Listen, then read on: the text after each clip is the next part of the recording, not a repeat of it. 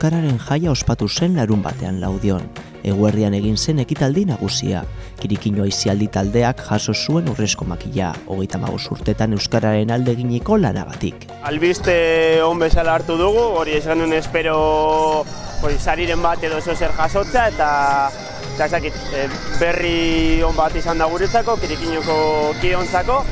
Eta azken batan hori, hurrengo urtera begira, atera egun proiekturako, indarrak ematen dizkigu. Aurreko urte honetan 18-19 ikasturtean hasi ginen elikadura proiektua martxan jartzen, zeinetan hori, sukaldaritza tailerrak eta baratzera txangoak uste hartzen diren, hurrengo urteetara begira berdin jarraitza espero dugu eta horrek udaleku txikien formatua ere horrekin jarraituko dugu, noizan behin udalekuak aurrera ateratzen.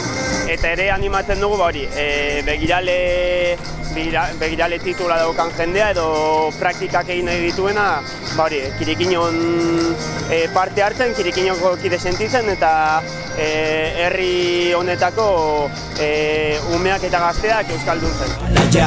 Euskaraz mintzatzeko bada garaia.